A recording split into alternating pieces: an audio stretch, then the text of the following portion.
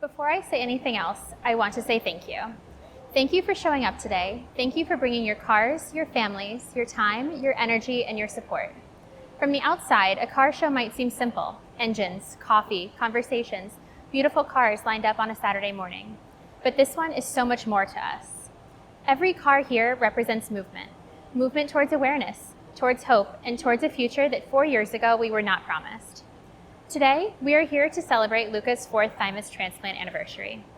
For our family, July 12th is not just another date on the calendar. It is the day everything changed.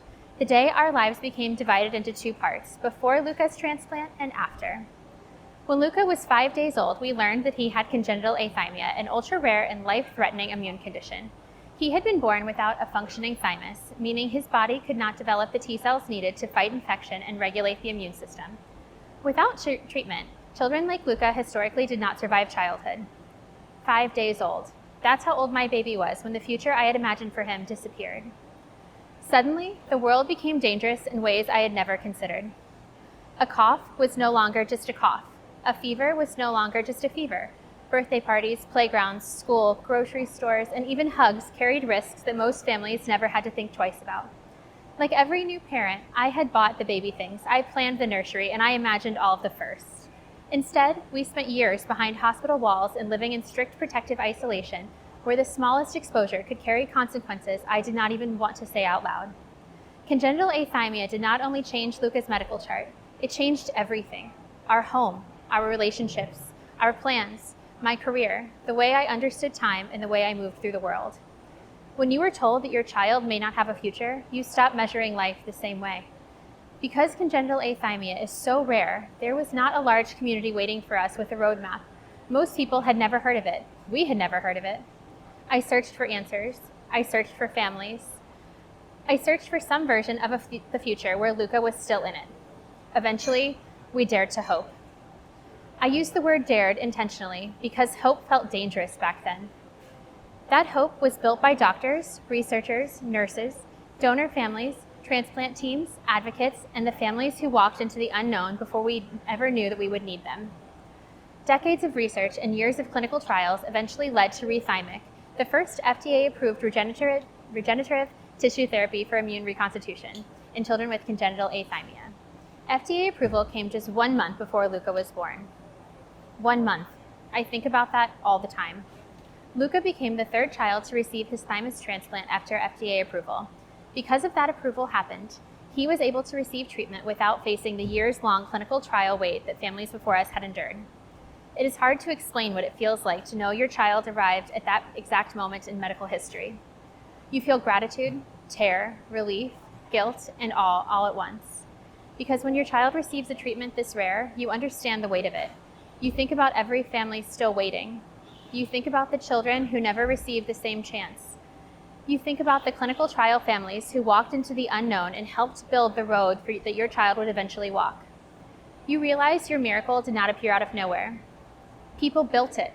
Researchers built it. Doctors built it. Families built it. And a donor family made a decision that gave my son a chance to write the rest of his story. Luca's second chance came because a family understood the need and allowed their baby's thymus tissue to be donated. There is a piece of another family's generosity living in the reason my child is alive.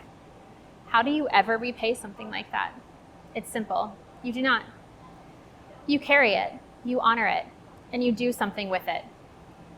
Clinical trials transformed this diagnosis from one with almost no hope into one where long-term survival became possible for many children. But I do not experience those numbers as just the result of a trial. I experience them as first steps, birthdays, friends, laughter, road trips, toy cars lined up across the floor, a child walking into a car show and acting like he owns the place. Those statistics are Luca standing here today, 4 years later, not just surviving, he's thriving. And if you know Luca, you know he does not exactly enter a room quietly. He takes it over. He has spent so much of his life being underestimated by people who saw his diagnosis before they saw him. People have asked me, can Luca do that? More times than I can count. My answer has always been the same. Let him try. Let him be there. Let him belong. Isolation may have once been medically necessary, but I refuse to let it define the rest of his life.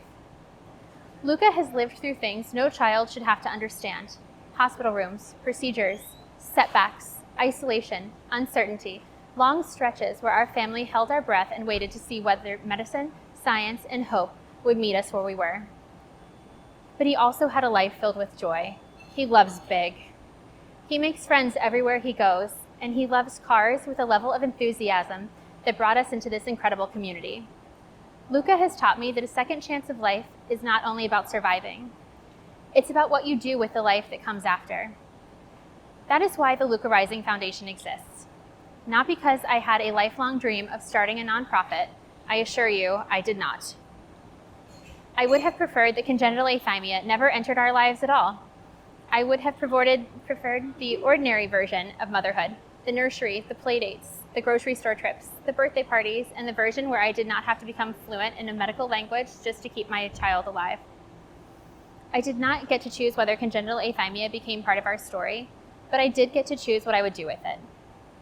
Recently, the Luca Rising Foundation officially became recognized as a 501c3 nonprofit organization. On paper, that is a determination letter and a tax designation. To me, it means something so much bigger. It means the fear became advocacy, the isolation became community, the questions became resources, the pain became purpose.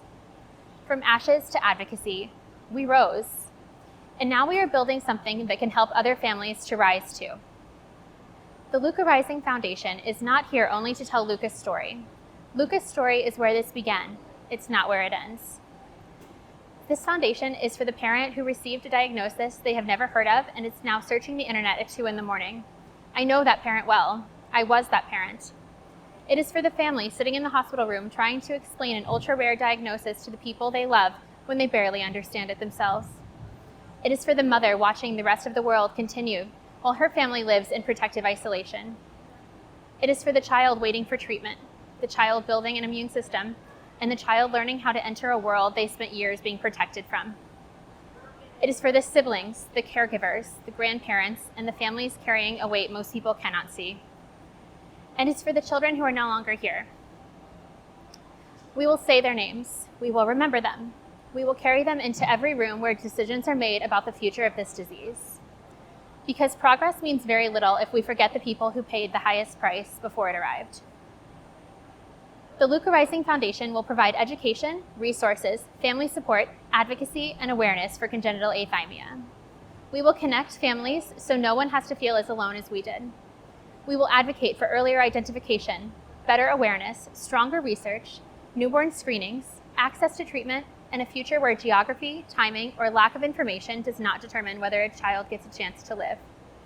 We will support families through the parts of this journey that do not fit neatly into the medical chart. The isolation, the fear, the financial strain, the practical needs, the emotional aftermath, the strange reality of surviving the thing you thought would once destroy you and then trying to figure out how to live afterward. Rare should never mean forgotten. Rare should never mean invisible. And rare should never mean alone. That is the work ahead of us. And today, this car show is part of that work. Advocacy does not always happen in a hospital, in Washington, D.C., at a medical conference, or around a boardroom table.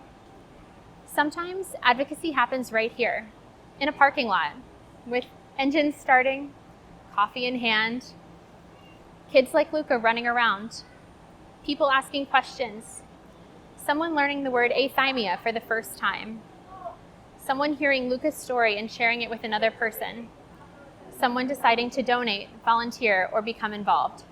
Someone realizing that a disease only affecting a handful of children each year still deserves attention, funding, research, and urgency. Every conversation matters. Every person who leaves here knowing something they did not know when they arrived matters. That is how awareness grows, one person at a time, one conversation at a time, one community at a time. I have learned that community can carry you further than you ever imagined. 4 years ago, I could not see this day. I could not see this parking lot, these cars, this foundation, or myself sitting here talking about Luca's 4th transplant anniversary. Back then, I was simply trying to survive the day in front of me. The future felt like a mountain we were terrified to climb. And somehow, here we are. We're standing on the mountain we were once afraid of. Looking back at the road that led us here, I still cannot believe that we survived. But we did. Luca did. And now when I look forward, I do not see only Luca's future. I see the families coming behind us. I see a newly diagnosed mother finding Luca Rising Foundation before she has spent months feeling alone. I see families finding one another sooner. I see better education, stronger advocacy, more research, earlier answers, and more children receiving the chance to grow up. I see a congenital athymia community that is connected, visible, supported, and impossible to ignore. That is what we are building. So today, as we celebrate 4 years since Luca's thymus transplant, we celebrate so much more than just survival. We celebrate the clinical trial families who made this treatment possible. We celebrate the researchers who spent decades believing children like Luca deserved a future. We celebrate the medical teams who carry impossible cases with skill and compassion. We celebrate the donor families whose generosity creates miracles they may never fully see. We celebrate every plasma donor, advocate, nurse, therapist, family member, friend, and person who has helped Luca to reach this moment. We honor the children who should be standing here with us. We stand beside the families who are still waiting, and we celebrate Luca, my miracle, my fighter, the little boy who changed everything I thought I knew about life. The reason that I learned what a thymus was, the reason I learned how one powerful story can become everything if you just stop being afraid to tell it. And the reason that the Luca Rising Foundation exists. 4 years ago, Luca received more than a transplant. He received a second chance at life. I have spent a lot of time wondering what you are supposed to do with a gift that big. I think I finally know. You do not keep it to yourself. You turn around, you reach back, and you help the next family climb up the mountain. That is what the Luca Rising Foundation will do. We will rise for the families who are exhausted. We will rise for the children still waiting. We will rise for the children whose lives were far too short. We will rise for awareness, for research, access, community, and hope. And we will keep rising until no family facing congenital athymia has to do it alone. So thank you. Thank you for showing up. Thank you for believing in our family. Thank you for standing beside the Luca Rising Foundation at the beginning of what I believe will become something much bigger than us. Thank you for helping us take one family's hardest chapter and turn it into a reason for another family to have hope. Today, we celebrate every mile that brought Luca here, every impossible day, every breakthrough that came before him, every person who carried us, every moment we were afraid to hope. And now together, we keep moving because hope does not idle. Hope moves, hope reaches back, hope rises, and together we will keep driving it forward. Thank you.